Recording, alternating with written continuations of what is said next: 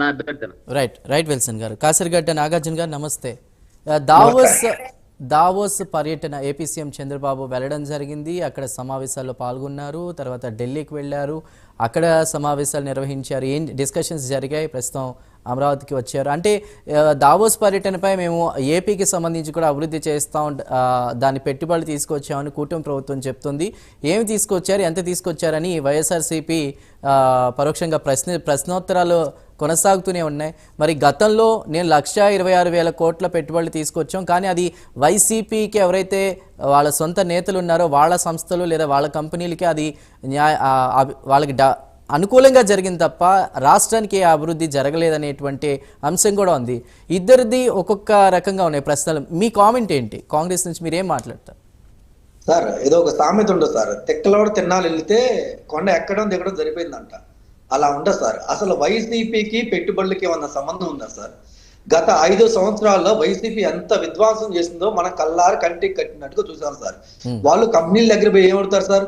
వాళ్ళు పోయి ఏం మాట్లాడడం తెలుసా కంపెనీల దగ్గర కంటే వచ్చి ఉన్న ఏపీలో ఉన్న కంపెనీలకి సెటిల్మెంట్ చేయడం వచ్చు, బ్లాక్ మెయిల్ చేసి మనీ తీసుకోవడం వచ్చు, లేదు గొడ్డలు కానీ కత్తి కానీ గన్ను కానీ పెట్టి వాళ్ళ దగ్గర ఉన్న షేర్లు రాపించుకోవడం తెలుసు, లేదు ఏదైనా కంపెనీ ఇంకా పోలాగా అక్కడే ఉందనుకోండి దాంట్లో కాంట్రాక్ట్ తీసుకొని తెలుసు. ఇలాంటి సెటిల్మెంట్ చేయమంటే వైసీపీ చాలా దగ్గరుండి చేస్తారు. అంతేగాని వాళ్ళు చెప్పిన మాటల్ని మన కౌంట్ తీసుకొని గవర్నమెంట్ చేసే ప్రతి దాన్ని విమర్శించాల్సిన అవసరం లేదు సార్. ఎందుకంటే గవర్నమెంట్ మంచి చేస్తే మంచి అని చెప్పాలి, చెడు చేస్తే చెడు చెప్పాలి సార్.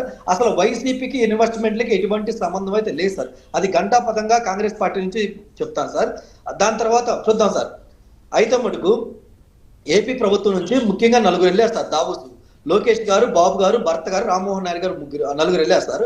4లో నారా చంద్రబాబు నాయుడు గారిని ఒక విషయంలో మెచ్చుకోవచ్చు సార్.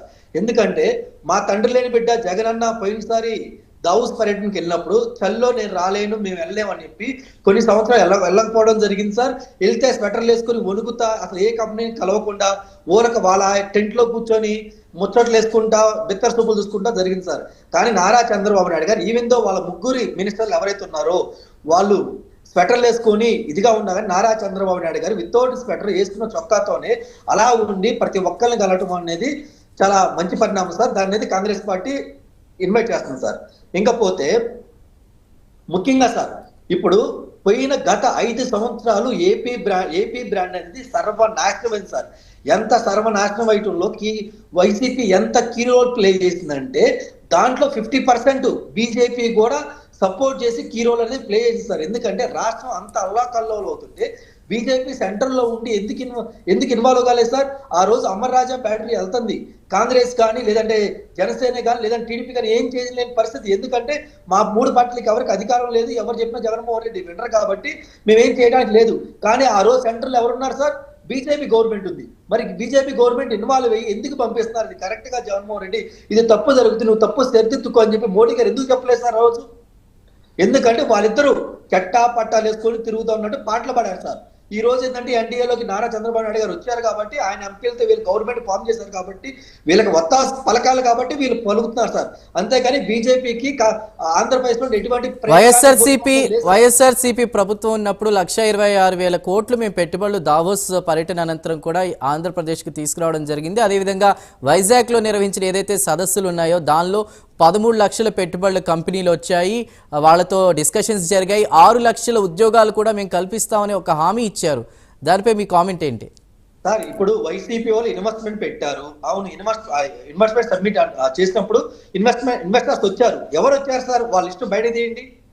పానీపూరి బండి అతను, న్యూడిల్స్ అతను, చికెన్ షాప్ అతను, మటన్ షాప్ అతను, ఇవే సార్ ఇన్వెస్ట్మెంట్లు? ఇవా ఆంధ్రప్రదేశ్ ప్రజలు దొరుకుతుంది? పానీపూరి బండిలో వస్తే ఇన్వెస్ట్మెంట్ ఏం చేయాలి సార్? లేదా న్యూడిల్స్ బండి వస్తే మేమేం చేయాలి? మటన్ షాప్ లో చికెన్ షాప్ లో వస్తే ఏం చేయాలి సార్? ఇవే ఇన్వెస్ట్మెంట్లు.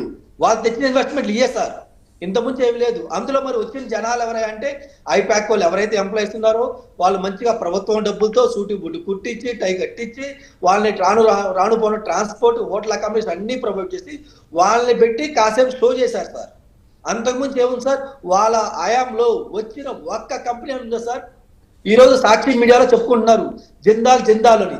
జిందాల్ నిజంగా జగన్మోహన్ రెడ్డి గారు తీసుకొస్తే మరి అతను 2 సార్లు శంకుస్థాపన చేస్తే ఎందుకని సార్ ఇంతవరకు ఒక్క ఇటుక ఎందుకు పెట్టలేకపోయారు? వాళ్ళకి ఎందుకు ఒక్క ఇటుక పెట్టలేకపోయారు? It's call settlements. ఆంధ్రప్రదేశ్ ప్రజల్ని మాయ చేయడానికి మభ్య పెట్టడానికి జగన్మోహన్ రెడ్డి గారు ఇలాంటి కుయుత్తులు పొందుతారు సార్. అయితే ఇంకా ఉంది సార్, ఇప్పుడు నారా చంద్రబాబు నాయుడు గారు దావూస్ పర్యటన వెళ్ళారు. ఓకే, మరి కష్టపడలేదని మేమైతే అనలేదు సార్, కష్టపడ్డారు. కానీ కష్టపడ్డప్పుడు ఇక్కడ మనం ఒక్కటి ఐడెంటిఫై చేస్తారు, మార్కెటింగ్ స్కిల్స్ టీడీపీ వాళ్ళు కానీ జనసేన కానీ విపరీతంగా చేస్తున్నారు సార్.